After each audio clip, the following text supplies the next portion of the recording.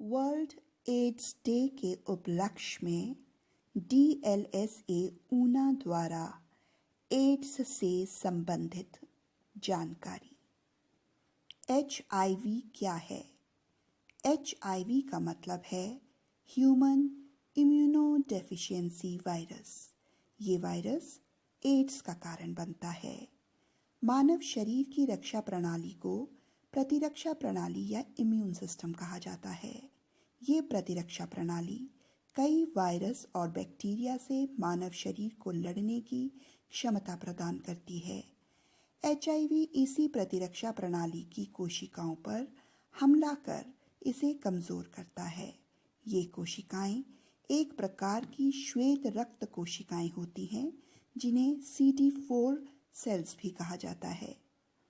अगर वायरस को नियंत्रित करने के लिए दवा का उपयोग न किया गया तो HIV के जीवाणु CD4 कोशिकाओं पर कब्जा कर उन्हें लाखों वायरस की प्रतियां बनाने वाली फैक्ट्री में रूपांतरित कर देते हैं।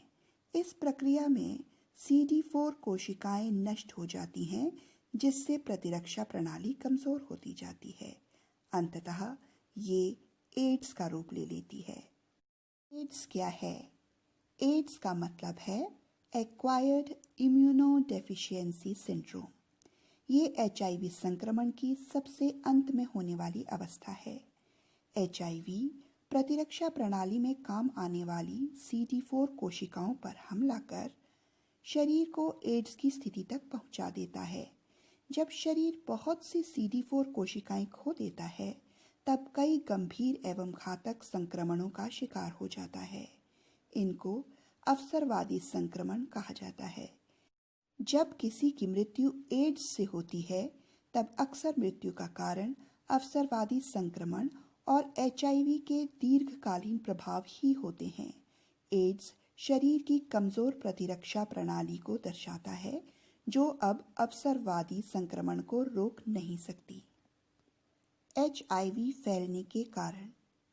HIV फैलने के सबसे आम तरीके असुरक्षित यौन संबंध, दवाइयों को इंजेक्ट करने के लिए उपयोग की जाने वाली सुइयों को साझा करने से, या गर्भवती मां से बच्चे को, गर्भावस्था के दौरान या स्तनपान से इत्यादि।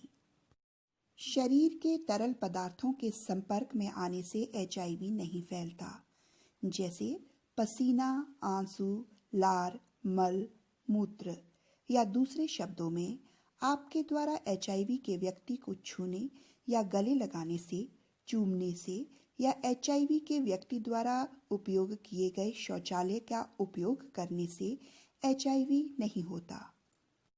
अब आगे जानते हैं कि आखिर कैसे पता चलेगा कि किसी को HIV है। अधिकांश लोग ये नहीं बता सकते कि वे HIV के संपर्क में आ चुके हैं या उससे प्रभावित हो चुके हैं।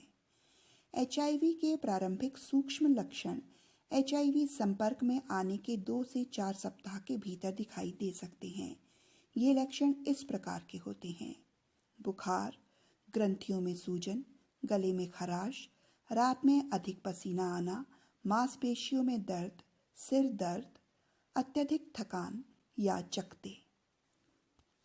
कुछ लोग इन लक्षणों पर ध्यान नहीं देते क्योंकि वे दिखने में साधारण लगते हैं या उन्हें लगता है कि उन्हें सर्दी या फ्लू है। इन फ्लू जैसे लक्षणों के गायब होने के बाद भी HIV से प्रभावित व्यक्ति किसी भी लक्षण के बिना वर्षों तक जी सकता है।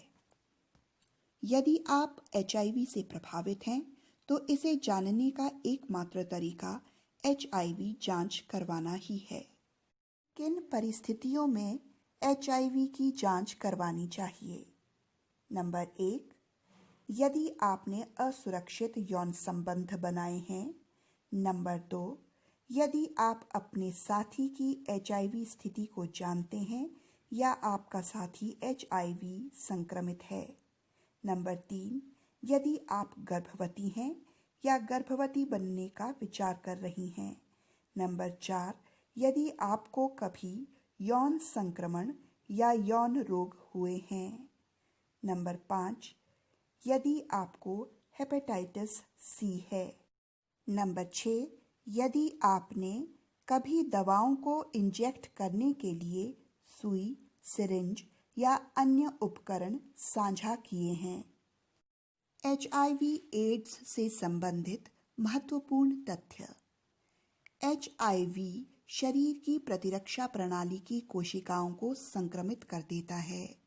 एचआईवी कई तरीकों से फैल सकता है। पूरे विश्व में लगभग 3.53 करोड़ लोग एचआईवी से प्रभावित हैं। एचआईवी दुनिया की प्रमुख संक्रामक एवं जानलेवा बीमारी है। एआरटी शरीर में एचआईवी वायरस को फैलने से रोकता है। वर्ष 2012 के अंत तक निम्न एवं मध्य आय वाले देशों में लगभग 1 करोड़ एचआईवी पॉजिटिव लोगों को एआरटी उपलब्ध करवाई जा चुकी है। विश्व के लगभग 33.4 लाख बच्चे एचआईवी से प्रभावित हैं। मां से बच्चे में एचआईवी के संक्रमण को रोका जा सकता है। एचआईवी प्रभावित लोगों में सामान्य लोगों की अपेक्षा क्षय रोग अर्थात टीबी होने का खतरा अधिक होता है। अब हम बात करेंगे भारत में एड्स के मामलों के बारे में। भारत में एचआईवी का पहला मामला 1986 में सामने आया। इसके पश्चात ये पूरे देश भर में तेजी से फैल गया एवं जल्द ही इसके 135 और मामले सामने आए, जिनमें 14 एड्स 2 के मामले थे। यहाँ एचआईवी अथवा एड्स के ज्यादातर मामले यौन कर्मियों में पाए गए हैं। इस दिशा में सरकार ने पहला कदम ये उठाया है कि अलग अलग जगहों पर जांच केंद्रों की स्थापना की गई है। इन केंद्रों का कार्य जांच करने के साथ साथ ब्लड बैंकों की क्रियाविधियों का संचालन करना है। बाद में उसी वर्ष देश में एड्स संबंधी आंकड़ों के विश्लेषण, रक्त जांच संबंधी विवरणों एवं स्वास्थ्य शिक्षा कार्यक्रमों में समन्वय के उद्देश्य से राष्ट्रीय एड्स नियंत्रण कार्यक्रम की शुरुआत की गई। हालांकि 1990 की शुरुआत में एचआईवी के मामलों में अचानक वृद्धि दर्ज की गई, जिसके बाद भारत सरकार ने राष्ट्रीय एड्स नियंत्रण संगठन की स्थापना की। इस संगठन का उद्देश्य देश में एचआईवी एवं एड्स के रोकथाम एवं नियंत्रण संबंधी नीतियां तैयार करना, उसका कार्यान्वयन एवं परिवीक्षण करना है। राष्ट्रीय एड्स नियंत्रण कार्यक्रम के क्रियान्वयन संबंधी अधिकार भी इसी संगठन को प्राप्त हैं। राष्ट्रीय एड्स नियंत्रण कार्यक्रम के अंतर्गत कार्यक्रम प्रबंधन हेतु प्रशासनिक एवं तकनीकी आधार तैयार किए गए। साथ ही राज्यों व केंद्र शासित प्रदेशों में एड्स नियंत्रण संगठन की भी स्थापना की गई।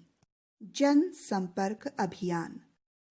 राष्ट्रीय एड्स नियंत्रण संगठन द्वारा टेलीविजन एवं रेडियो पर नियमित रूप से इस विषय में संबंधित प्रसारण आयोजित किए जाते हैं, जिसमें कंडोम के उपयोग, एड्स प्रभावित लोगों के साथ भेदभावपूर्ण व्यवहार, समेकित परामर्श एवं परीक्षण केंद्र, एचआईवी अथवा एड्स के प्रति भ्रांतियां, यौन संक्रमित रोगों के उपचार, युवाओं के एचआईवी संक्रमित होने की ज्यादा आशंका, एआरटी एवं रक्त आदान प्रदान संबंधित सुरक्षा इत्यादि पर विस्तार से चर्चा की जाती है। विश्व एड्स दिवस। प्रत्येक वर्ष 1 दिसंबर को विश्व एड्स दिवस मनाया जाता है।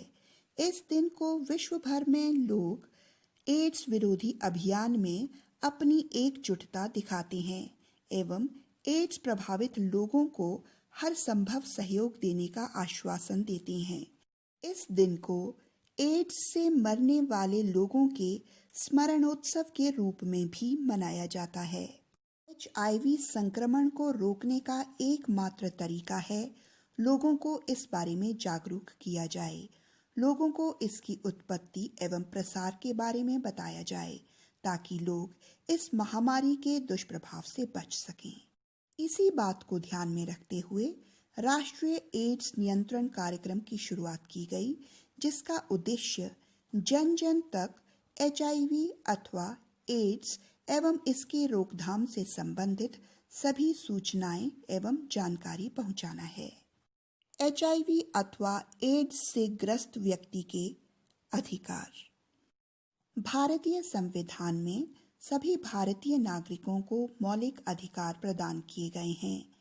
समानता का अधिकार, स्वतंत्रता का अधिकार, शोषण के खिलाफ अधिकार, धर्म की स्वतंत्रता का अधिकार, संस्कृति एवं शिक्षा का अधिकार, संवैधानिक अधिकार। अतः ये मायने नहीं रखता कि कोई व्यक्ति HIV से प्रभावित है या नहीं, ये मौलिक अधिकार सभी को प्राप्त हैं।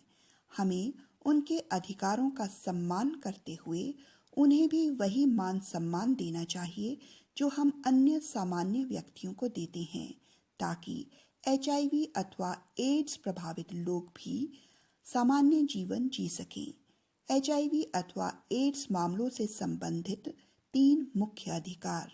नंबर 1, HIV परीक्षण से पहले सूचना दिए जाने का अधिकार। नंबर 2, गोपनीयता का अधिकार। नंबर 3, भेदभाव के खिलाफ अधिकार। तो ये थी DLSA ऊना की प्रस्तुति, जिसमें आपको HIV अथवा एड्स के बारे में जानकारी दी गई। हमें आशा है कि इस जानकारी से आप अवश्य ही लाभान्वित हुए होंगे। धन्यवाद।